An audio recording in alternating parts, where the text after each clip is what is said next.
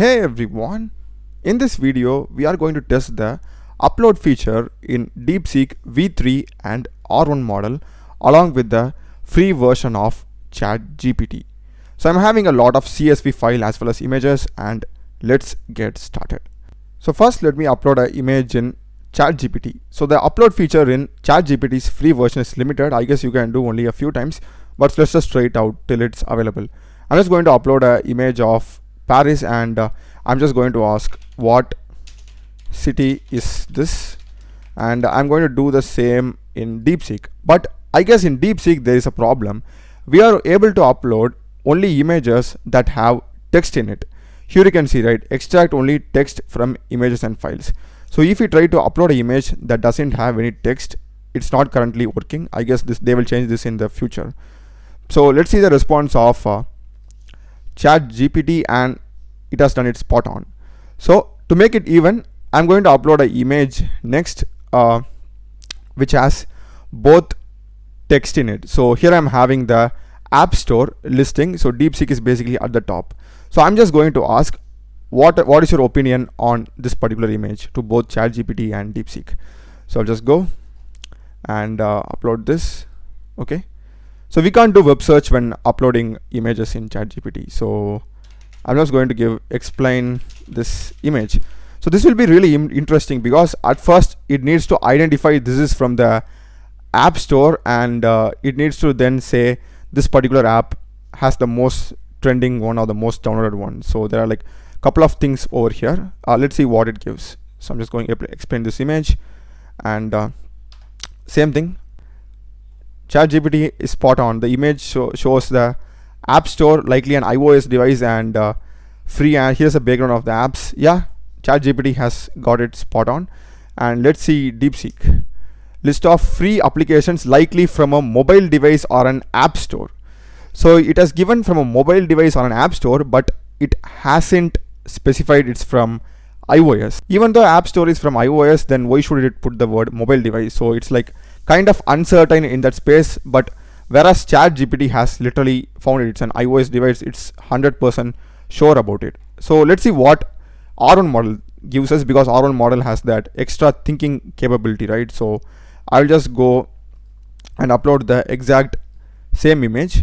This is the response that we get from DeepSeek R1 model. It has specified the list of apps, and it has given at the end screenshot from an app store. So let me just go and ask another question. What OS do you think that screenshot is from? Something like this. Which operating system? Yeah, I really like how it thinks. Here you can see, right, it says it has spotted Google Drive, but Google Drive is available both on Android and iOS.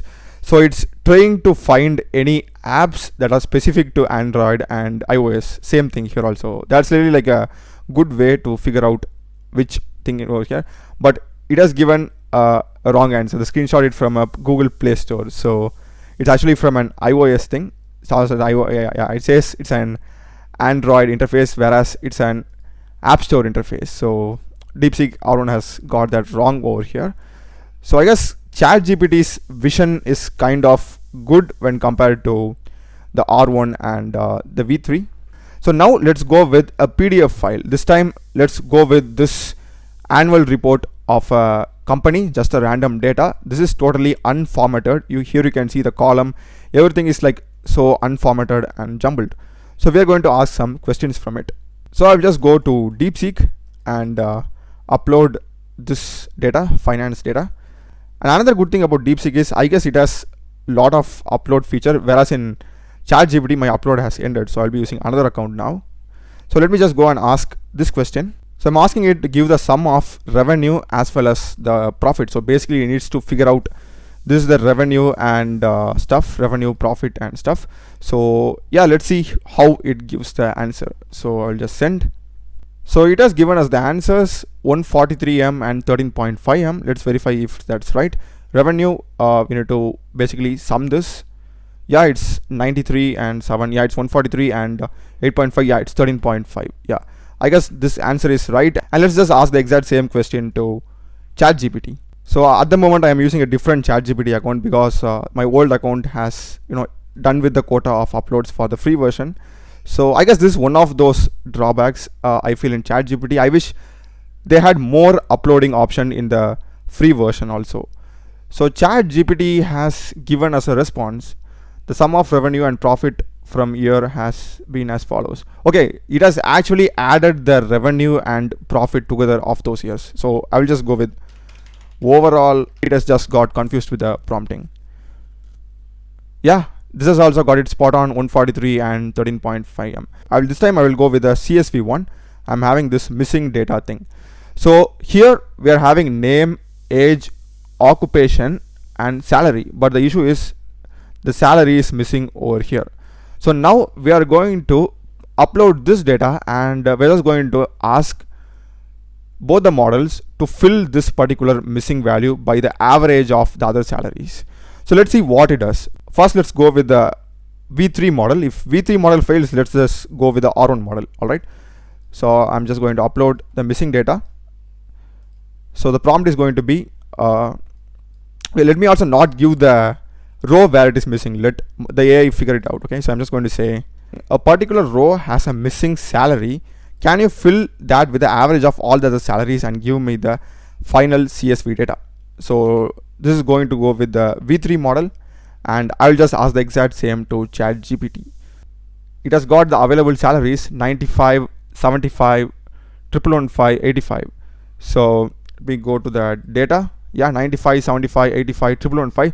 And I really like how it's putting it as dollars, because I didn't specify anywhere the currency. It has imagined it to be a dollar, but yeah, that's fine. And I guess the math is right. It's not going to fail in a simple math.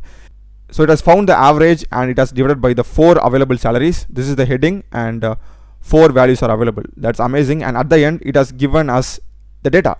That's perfect from DeepSeek. And let's see ChatGPT now. And the good thing with ChatGPT is that if you're doing programming, it also gives the Python code with it, and it has given me the CSV file. It has literally given me the CSV file, and I'm not sure where the answer is. So it has given me download file.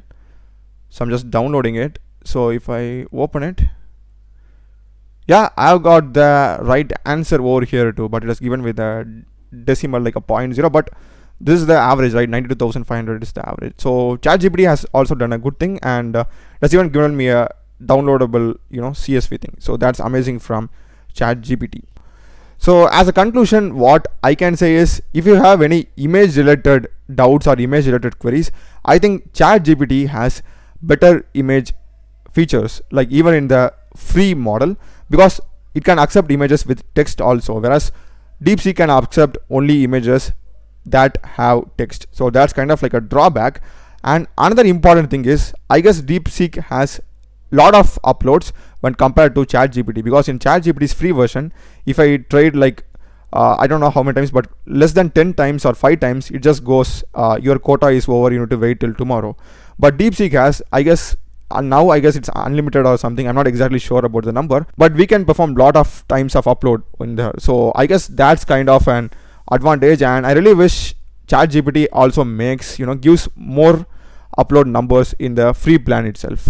So I guess both are quite good in the upload feature. Okay, so that's my conclusion. Please let me know in the comments what you think. I hope you would have found this video useful.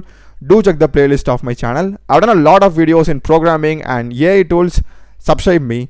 Thanks for watching.